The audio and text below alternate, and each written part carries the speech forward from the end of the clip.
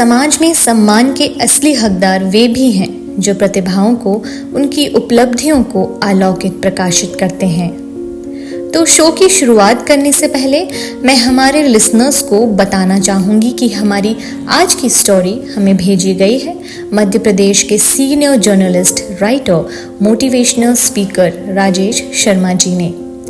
राजेश शर्मा जी एक पत्रकार होने के साथ साथ एक अच्छे इंसान भी हैं, क्योंकि वह अपनी पत्रकारिता के माध्यम से उन लोगों को दुनिया के सामने लेकर आ रहे हैं जिनकी वजह से इस समाज और खासकर युवा पीढ़ी को कुछ करने की प्रेरणा मिल सके।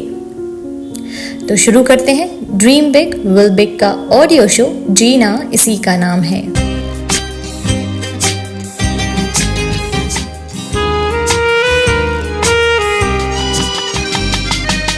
कुछ किए बिना ही जय जयकार नहीं होती, कोशिश करने वालों की हार नहीं होती। मंत्र को सफलता का आधार बना डाला माही शर्मा ने यूपीएससी में चयनित होकर।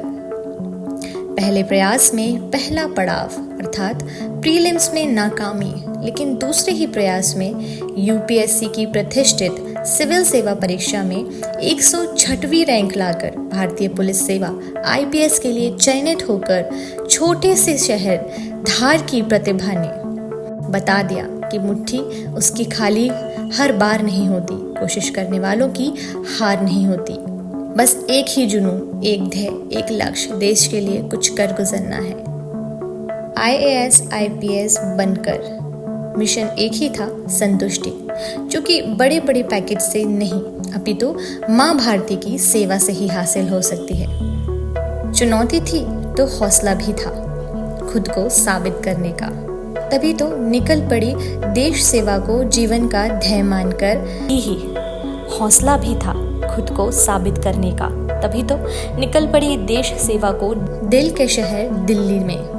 माही शर्मा आती हैं मध्य प्रदेश के राजगढ़ की पावन धरा धार जिले की माटी से। माही कंप्यूटर साइंस से बीएससी पास आउट है। माही टेक्नोलॉजी की जानकार हैं तो साहित्य, संस्कृति और साइंस के पहलुओं की अनूठी समझ भी रखती हैं, तो वे एक बेहतर स्पीकर भी हैं। वाद विवाद प्रतियोगिता में मध्य प्रदेश में विजेता रहकर नारी सशक्तिकरण के प्रतीक के रूप में नजीर बनकर उभरी है।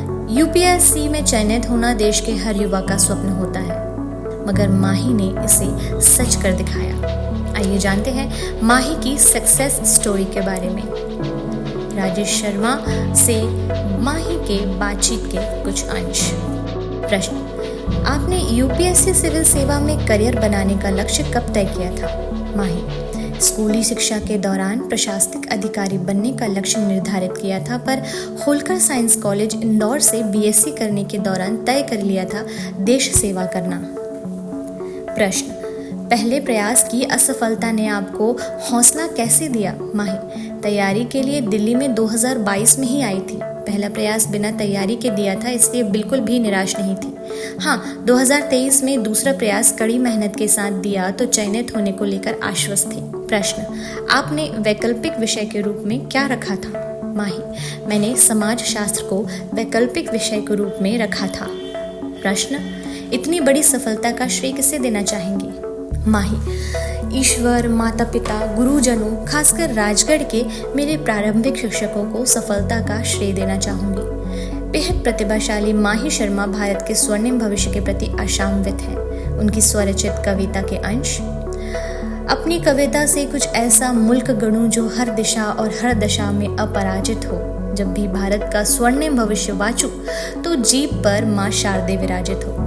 इत्र से कपड़ों का महकना बड़ी बात नहीं, मजा तो तब है जब मेरे किरदार से खुशबू आए। यह पंक्तियां सटीक बैठती हैं धार रत्न अवार्ड से सम्मानित बहुआयामी प्रतिभा के धनी राजेश शर्मा पर। नगर पालिका धार द्वारा स्वच्छ सर्वेक्षण 2023 के लिए स्वच्छता अभियान के ब्रांड एम्बेसडर, पत्रकारिता की सर्वोच्च डिग्री मास्टर ऑफ जर्नलिज्म में देवी अहिल्या विश्वविद्यालय इंदौर से टॉपर रहे मोटिवेशनल स्पीकर, पीएससी परीक्षा एक्सपर्ट एवं राइटर राजेश शर्मा के मार्गदर्शन में मध्य प्रदेश की सर्वोच्च परीक्षा पीएससी में अनेक युवाओं ने सफलता अर्जित की है। प्रशासनिक अधिकारी है आपकी ख्याति पीएससी परीक्षा के लिए लिखी पुस्तक के लेखक के रूप में भी है। पत्रकारिता का विकास के बिंदुओं पर कई पुस्तकें एवं शोध भी आपके प्रकाशित हुए हैं।